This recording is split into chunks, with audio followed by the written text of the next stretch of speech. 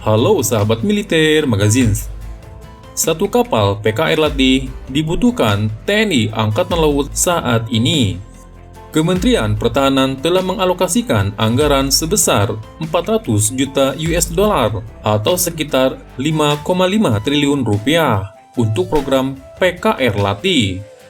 Alokasi anggaran ini untuk dibelanjakan pada kurun 2020-2024. Sumber terpercaya telah membenarkan kabar ini. Dalam terminologi TNI Angkatan Laut, kapal perusak kawal rudal atau PKR adalah kapal dengan fungsi eskorta atau pengawalan yang dilengkapi persenjataan rudal.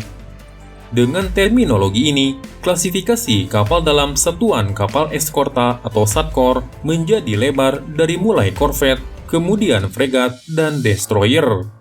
Saat ini, kapal yang masuk dalam satkor adalah korvet Fathahillah Class yang berjumlah 3 kapal, Diponegoro Class 4 kapal, Bung Tomo Class 3 kapal, Marta Dinata Class 2 kapal, dan nantinya Iver Huitfeldt Class 2 kapal.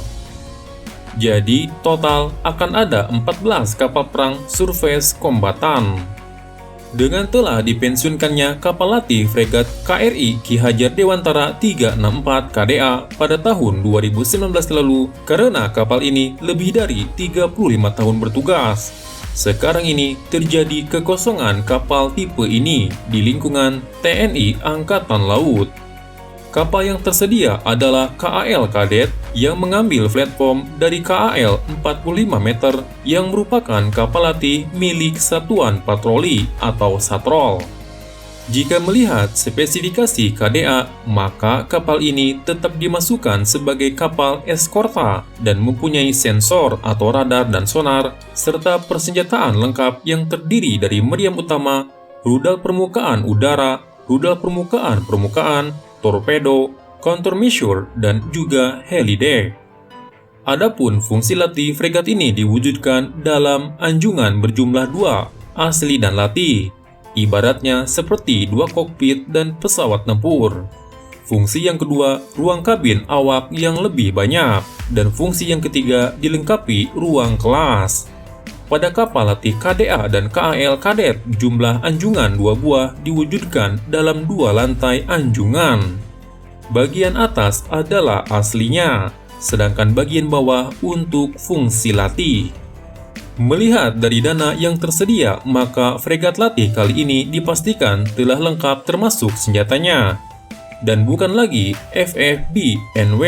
Kabarnya, desain kapal ini akan menganut conformity dengan PKR yang telah beroperasi. Sedangkan peralatan elektroniknya kemungkinan besar akan menggunakan produk TELS.